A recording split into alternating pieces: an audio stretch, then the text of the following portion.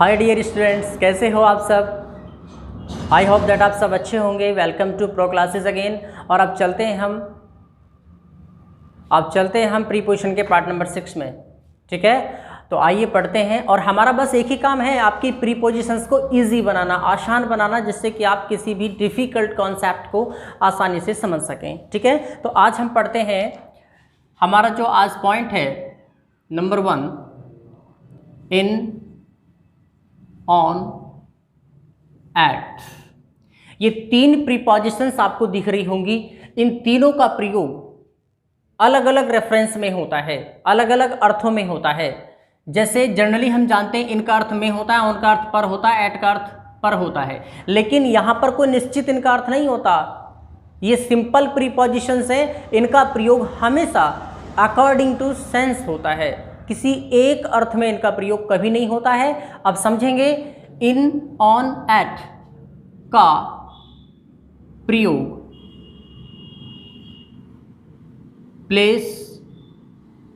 Place यानी जगह के रेफरेंस में,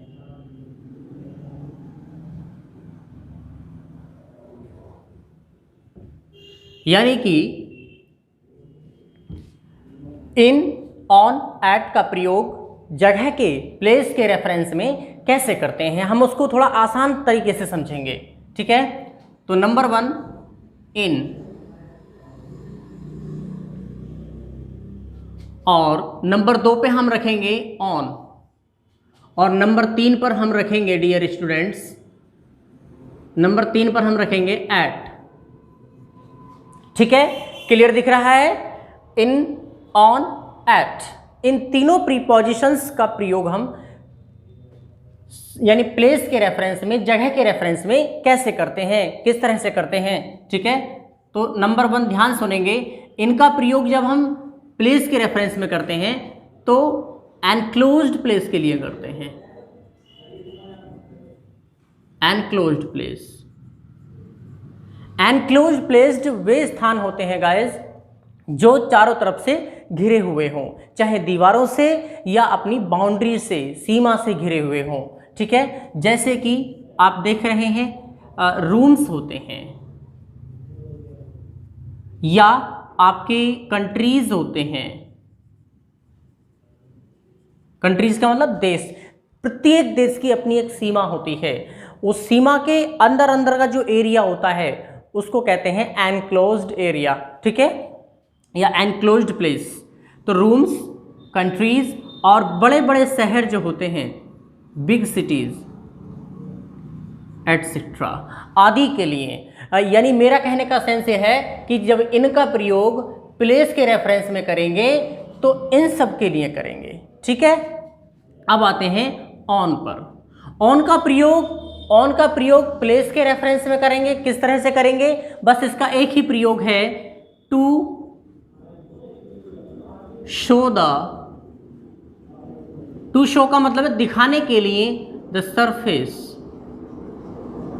सरफेस का मतलब है सतह, किसी चीज की सरफेस को दिखाने के लिए। जैसे मेरा भाई स्टूल पर बैठा है, तो मेरा भाई स्टूल पर बैठा है, वहां आएगा ऑन द स्टूल। क्यों? क्योंकि जिस स्टूल पर बैठा है उसकी जो सतह है, सरफेस है जिस पर वो बैठा है, उसको दिखाने के लिए ऑन का प्रयोग करते हैं। अब स्टूल तो कोई जगह नहीं होती, स्टूल कोई प्लेस नहीं होता, लेकिन जब स्टूल के ऊपर वो बैठेगा, एक सीट होगी, उसकी जो सरफेस होगी वो भी एक प्रकार का प्लेस ही होता है। तो ऑन का प्रयोग प्लेस के रेफरेंस में इस प्रकार करते हैं, किसी चीज का सरफेस दिखाने के लिए। वो मैं आपको एग्जाम्पल के माध्यम से समझाऊंगा कि सरफेस किस तरह से दिखाई गई है। अब आगे चलते हैं एट का प्रयोग प्लेस के रेफरेंस में करते हैं छोटे शहरों के लिए, स्मॉल सिटीज, या जैसे विलेज, गांव होते हैं, विलेजेस गांव होते हैं, नगर होते हैं। छोटे शहरों के लिए, छोटे शहरों को नगर ही कहते हैं, विलेजेस के लिए करते हैं। और इसका दूसरा है टू शो अ पॉइंट या लोकेशन। किसी पॉइंट को दिखाने के लिए या किसी लोकेशन को दिखाने के लिए हम एट का प्रयोग करते हैं प्लेस के रेफरेंस में। तो डियर स्टूडेंट्स, आपको समझ आ रहा होगा कि इन, ऑन, एट का प्रयोग एक स्थान के संबंध में जब हम करते हैं तो इन 3 अलग अलग कंडीशंस में करते हैं। इनका प्रयोग प्लेस के रेफरेंस में रूम्स, कंट्रीज, बिग सिटीज आदि, ये सभी कैसे जगह हैं? ये सभी प्लेसेस एनक्लोज्ड प्लेसेस होते हैं। और ये क्या होता है? अनक्लोज्ड। ये है एनक्लोज्ड, ये है अनक्लोज्ड। यानी जो स्टूल होता है, स्टूल के चारों तरफ कोई बाउंड्री तो नहीं होती ना, लेकिन जो उसकी सरफेस है, उसके बीच का जो एरिया है, उसकी जो सरफेस है, उसको दिखाने के लिए हम किसका प्रयोग करते हैं? ऑन का प्रयोग करते हैं। ठीक है। और एट का प्रयोग जो करते हैं छोटे शहरों, नगरों, ठीक है, या किसी पॉइंट या किसी लोकेशन को दिखाने के लिए भी एट का प्रयोग करते हैं प्लेस के रेफरेंस में। आइए अब हम लास्ट में एक 3 क्वेश्चंस का, 3 प्रश्नों का एक प्रैक्टिस सेट लगाते हैं, जिससे कि हमारा थोड़ा समझ में आसानी से आ जाएगा। तीनों से रिलेटेड एक एक एग्जाम्पल समझेंगे। एग्जाम्पल नंबर 1, तो गाइज आप इसको समझते रहिए। My friend was feeling well. My friend was feeling well. America. अब यहां पर आप स्वयं, आपके सामने कॉन्सेप्ट है, आप इसके द्वारा इसको समझ सकते हैं और पता लगा सकते हैं कि कौन सा ऑप्शन सही है। ठीक है। तो at, in, to all of these। तो हमें सिर्फ ये देखना है अमेरिका। अमेरिका सिर्फ क्या है? अमेरिका एक कंट्री नेम है, कंट्री यानी देश।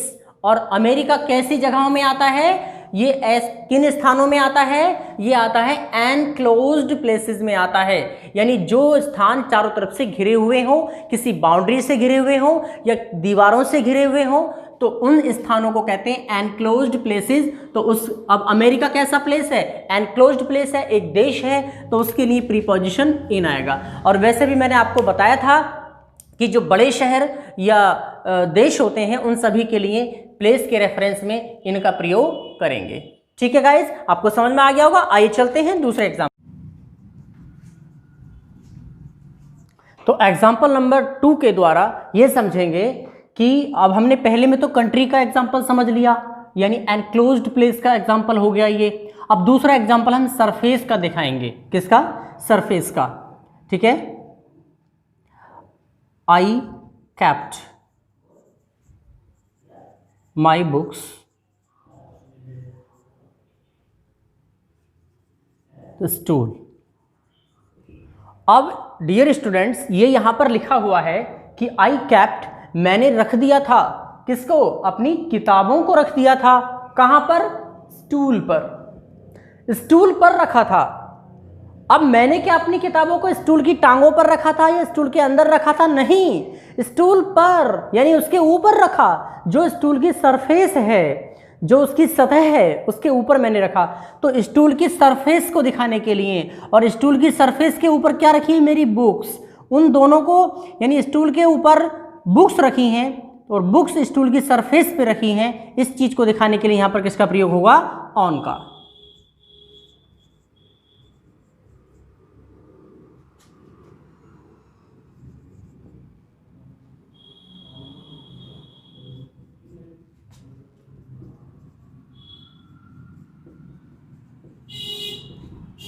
तो गाइज आपको समझ में आ गया होगा, यहां पर स्टूल की सरफेस को दिखाने के लिए किसका प्रयोग हो रहा है? ऑन का। On the stool. तो आप समझ गए होंगे कि ऑन का प्रयोग प्लेस यानी जगह के रेफरेंस में इस प्रकार करते हैं। क्या दिखाने के लिए? सरफेस को दिखाने के लिए। कोई जरूरी नहीं है कि वो स्टूल की सरफेस हो। हम ये भी कह सकते हैं कि मेरा भाई जमीन पर बैठा है, तो जमीन की भी अपनी एक सरफेस होती है, उसको दिखाने के लिए भी ऑन दी अर्थ का प्रयोग करेंगे। पृथ्वी के ऊपर बैठा है, किसी भी चीज पर कोई व्यक्ति बैठा है, किसी भी चीज पर कोई व्यक्ति खड़ा है, तो अगर किसी की सरफेस पर खड़ा है तो वहां पर भी ऑन का ही प्रयोग करेंगे। ठीक है। सरफेस को दिखाने के लिए सरफेस को दिखाने के लिए ऑन का प्रयोग प्लेस के रेफरेंस में करते हैं। अब आते हैं एग्जांपल नंबर 3 पर। मैंने आपको अभी पहले बताया था कि एट का प्रयोग प्लेस के रेफरेंस में जब करते हैं तो छोटे शहरों के लिए करते हैं और गाँव के लिए करते हैं। गाँव एक छोटी जगह होती है।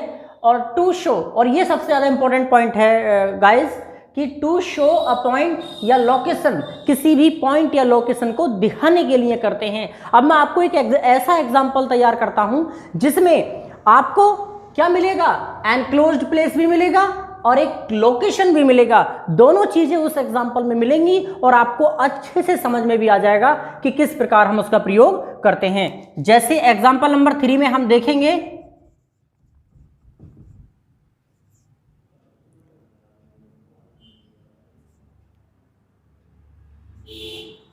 My friend was standing, मेरा फ्रेंड खड़ा था कहां, India Gate dot dot dot dot Delhi. यानी मेरा कहने का मतलब यह है कि अब यहां पर आपके दो गैप्स हैं, दो गैप्स दिए गए हैं। इन दोनों को फिल करने के लिए अब हमें समझना है। मैं आपको पहले ही बता चुका हूं। अब आप देखिए, यहां पर यह भी एक प्लेस है और यह भी एक प्लेस है, लेकिन डिफरेंस क्या है? डिफरेंस यह है गाइस कि ये जो प्लेस है किसी लोकेशन को दिखा रहा है और ये जो प्लेस है ये एक एनक्लोज्ड प्लेस को दिखा रहा है, एक ऐसी जगह को दिखा रहा है। अब हम समझेंगे कि दिल्ली के अंदर इंडिया गेट है या इंडिया गेट के अंदर दिल्ली है? बताइए, इंडिया गेट के अंदर दिल्ली है या दिल्ली इंडिया गेट के अंदर है? हम ये देख रहे हैं दिल्ली में इंडिया गेट है, तो दिल्ली तो एनक्लोज्ड प्लेस हो गया, एक कवर प्लेस हो गया, और उसके अंदर एक लोकेशन हमें दिखा रहे हैं। दिल्ली के अंदर हम लोकेशन किसकी दिखा रहे हैं? इंडिया गेट की लोकेशन दिखा रहे हैं। तो ये एक लोकेशन हो गई और ये आपका एनक्लोज्ड एरिया हो गया उसके अकॉर्डिंग। अब हम कौन कौन से ऑप्शंस को यहां पर देखेंगे? इन कॉमा एट, बी में एट इन, सी में टू इन और डी में रखेंगे ऑल ऑफ दिस। तो गाइज आपको समझ में आ गया होगा। अब यहां पर ये कह रहा है कि माय फ्रेंड, मेरा मित्र, वॉज स्टैंडिंग, खड़ा था। कहां खड़ा था? इंडिया गेट पर। कहां? दिल्ली में। अब आप ये देखिए, एक शहर के अंदर बहुत सारी लोकेशंस होती हैं।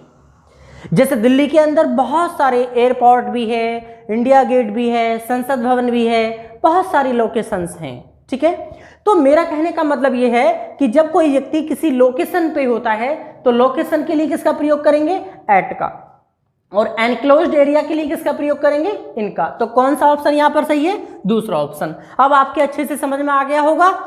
तो अब आप इसका आज लास्ट में एक स्क्रीनशॉट ले सकते हैं गाइस। तो आइए समझते हैं। अभी इसका कॉन्सेप्ट और रह गया है नंबर 2, इन, एट और ऑन का प्रयोग टाइम के रेफरेंस में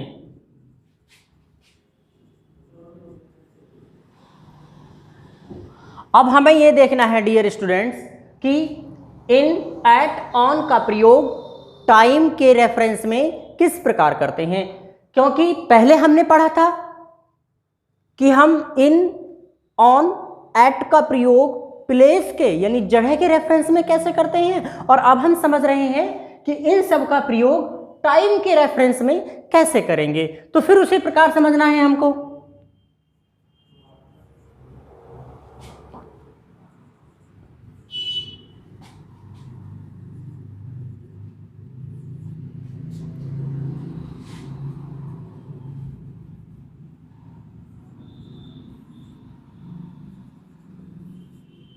आप देखिए, अलग अलग स्टेप से समझेंगे।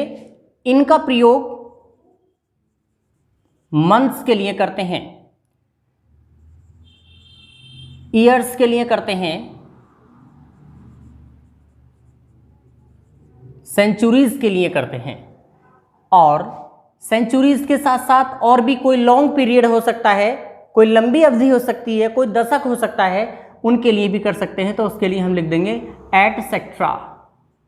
अब आपको एक चीज समझ में आ गई होगी कि इनका प्रयोग मंथ्स के लिए, महीनों के लिए, ईयर्स के लिए और सेंचुरीज के लिए करते हैं। ठीक है। और यहां पर हम देखेंगे ऑन का प्रयोग डेज के लिए करते हैं और डेट्स के लिए करते हैं। यह बात आपको ध्यान रखनी पड़ेगी कि कोई भी दिन हो या कोई दिनांक दिया हो, कोई डे दिया हो या डेट्स दिया हो, स्पेसिफिक डे भी दिया हो, जैसे संडे टू मंडे, ये तो होते ही आपके 7 दिन होते हैं, इन सबके लिए तो ऑन का प्रयोग करते ही हैं। लेकिन जैसे आप किसी का बर्थडे है, बर्थडे भी एक स्पेसिफिक डे है, एक विशेष दिन है, किसी विशेष दिन को दिखाने के लिए, स्पेसिफिक डे को दिखाने के लिए भी ऑन का प्रयोग करते हैं। और नंबर 2 यहां देखेंगे ऑन का प्रयोग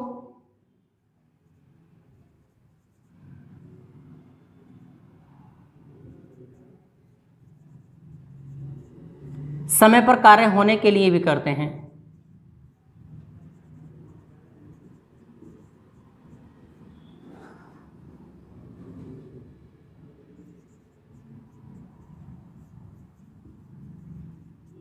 और यहां पर इनमें थोड़ा सा डिफरेंस है कि ऑन का प्रयोग डेज और डेट्स के लिए करते हैं, समय पर कार्य होने के लिए भी करते हैं। मैं आपको एग्जांपल के थ्रू समझाऊंगा। ठीक है गाइस। अभी आप देखिए यहां पर नंबर 2, इनका प्रयोग समय से पहले कार्य होने के लिए करते हैं।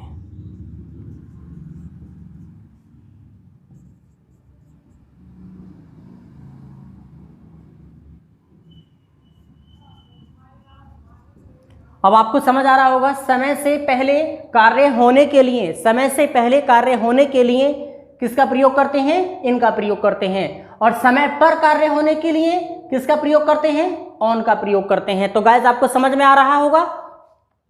और अभी इसका जो नंबर 3 पे एट दिया है, एट का प्रयोग करते हैं प्रीसाइज ऑफ टाइम के लिए।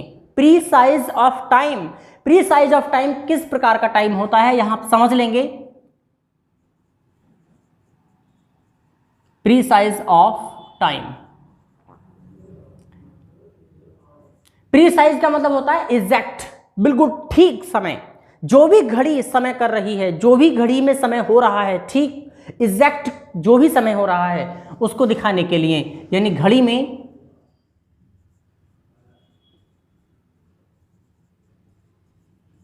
कोई भी समय हो,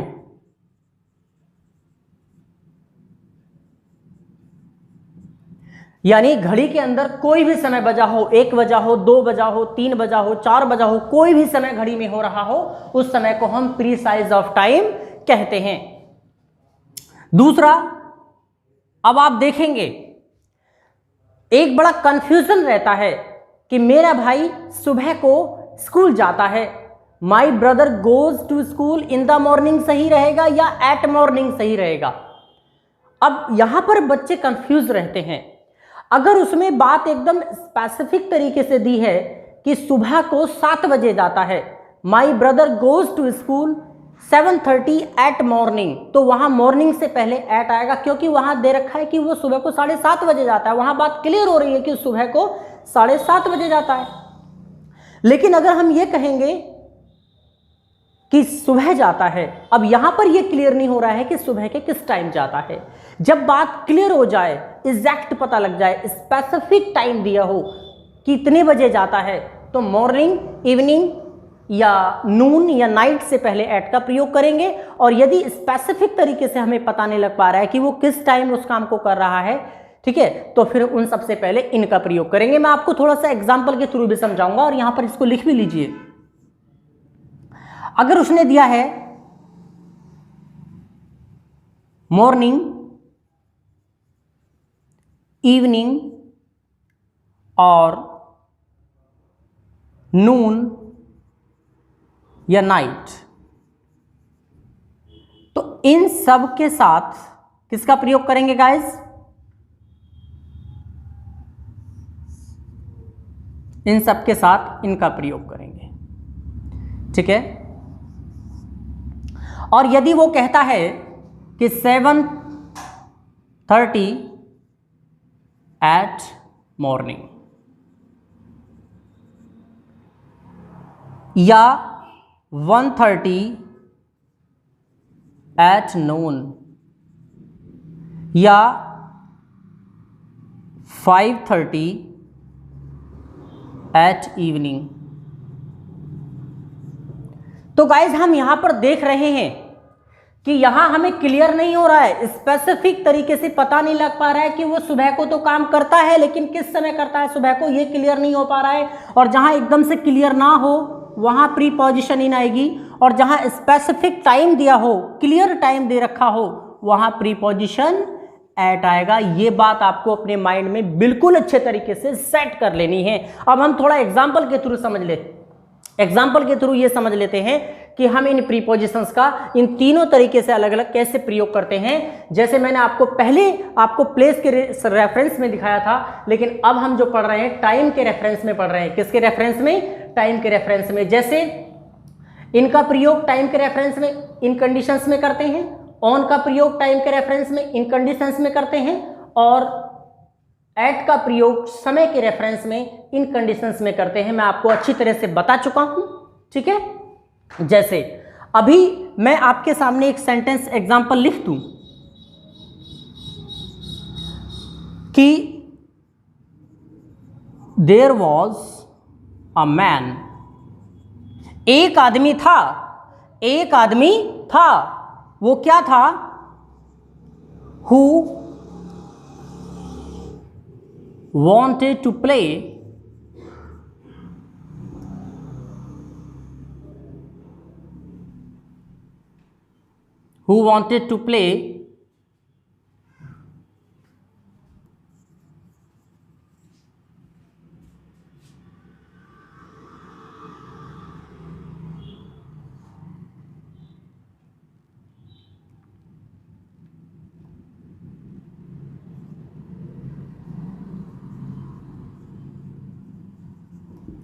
यहां पर एग्जाम्पल दिया है कि देयर वॉज अ मैन, एक आदमी था, हु वॉन्टेड टू प्ले, जो खेलना चाहता था। वो इस जुलाई को नहीं खेलना चाहता था, वो नेक्स्ट जुलाई को खेलना चाहता था। अब दिस जुलाई दिया हो या नेक्स्ट जुलाई दिया हो उससे कोई फैक्ट नहीं पड़ेगा, लेकिन है तो वो मंथ।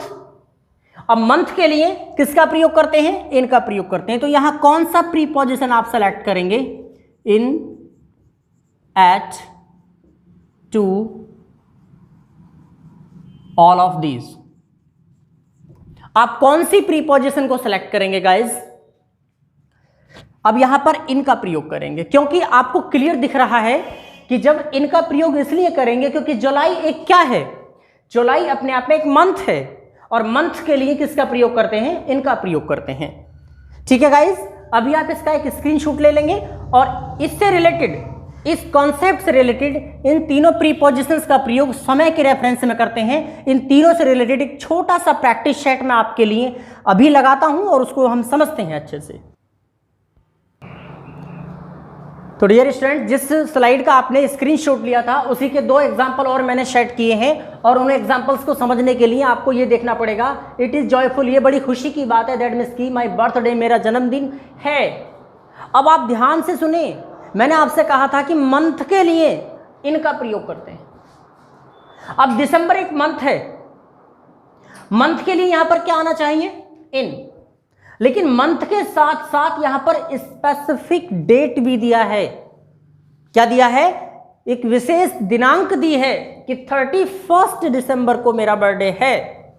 तो अगर ओनली मंथ दिया हो तब तो कॉन्सेप्ट इनका सही रहेगा, और यदि मंथ के साथ कोई स्पेसिफिक डेट दे रखी हो, कोई भी डेट दी हो पूरे कैलेंडर में, तो उसके लिए किसका प्रयोग करेंगे? ऑन का। किसका प्रयोग करेंगे? ऑन का प्रयोग करेंगे। अब आप समझ रहे होंगे कि अगर केवल दिसंबर होता तब तो इनका प्रयोग करते, लेकिन दिसंबर के साथ साथ, मंथ के साथ साथ यहां पर स्पेसिफिक डेट दिया है तो उसके लिए ऑन का प्रयोग करेंगे। ठीक है गाइस, समझ में आ गया होगा। आइए चलते हैं अगले एग्जांपल पर। इट इज रियल दैट, ये बात सच है कि इट इज 5 o'clock, 5 o'clock यानी 5 बजे हैं। अगर हम अर्थ की तरफ जाएं तो किस में बजे हैं 5? मेरी घड़ी में 5 बज रहे हैं, या मेरी घड़ी 5 बजे का समय कर रही है, मेरी घड़ी में 5 बज रहे हैं। तो मे के लिए ज़्यादातर स्टूडेंट्स किसका प्रयोग कर देते हैं? इनका, कि इन माई वॉच। लेकिन गलत है। मैंने आपसे अभी थोड़ी देर पहले कहा था कि घड़ी में कोई भी समय हो उसको हम प्रीसाइज ऑफ टाइम कहते हैं। घड़ी में जो भी समय हो रहा होता है वो बिल्कुल एग्जैक्ट होता है। वो एक अलग बात है कि आपकी घड़ी में टाइम गलत चल रहा है, लेकिन जो भी समय होता है वो एग्जैक्ट होता है। जब एग्जैक्ट समय होता है तो उसके लिए किसका प्रयोग करते हैं? एट का। और मैंने आपको बताया था, एक्चुअल में मैंने आपको बताया था कि जो भी घड़ी में टाइम होगा उसको हम प्रीसाइज ऑफ टाइम कहेंगे, और उसके लिए किसका प्रयोग करेंगे? एट का प्रयोग करेंगे। अब जरा यहां थोड़ा सा एक्स्ट्रा समझ लेते हैं।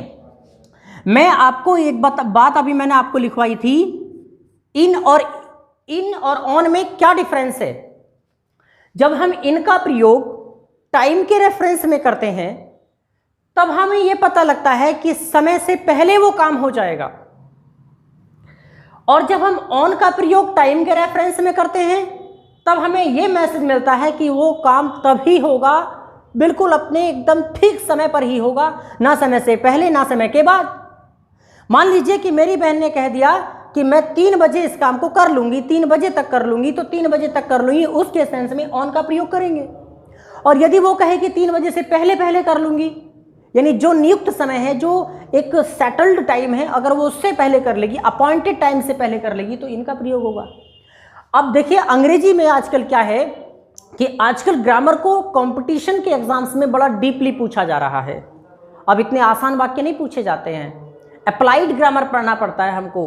अप्लाइड मीन्स एक नई नई एप्लीकेशंस के रूप में हमें पढ़ना पड़ता है। जैसे आपने देखा होगा कंप्यूटर्स में नए नए एप्लीकेशंस आ रहे हैं, सॉफ्टवेयर्स आ रहे हैं, ऐसे ग्रामर को एक नए एप्लीकेशन के आधारित पूछा जाता है। अप्लाइड ग्रामर पूछी जाती है आजकल के कॉम्पिटिशन्स के एग्जाम्स में। तो मेरी आप सभी से ये रिक्वेस्ट है कि आप ग्रामर को थोड़ा डीपली समझें और उसको पढ़ें। तो यहाँ पर दोनों वाक्यों का एक ही अर्थ है, लेकिन सेंस अलग अलग है। आई डू माई वर्क, मैं अपने काम को कर लेता हूँ, इन टाइम समय से पहले। इन टाइम का अर्थ है समय से पहले कर लेता हूँ, और इसका अर्थ है कि मैं अपने काम को समय पर ही करता हूँ, ना समय से पहले ना समय के बाद। तो ठीक है, आप इसका स्क्रीनशॉट लेते हैं। Thanks for watching my video. अगर ये वीडियो आपको अच्छी लगी तो लाइक करें, सब्सक्राइब करें और शेयर करना ना भूलें। मिलते हैं प्रीपोजिशन के पार्ट नंबर 7 में।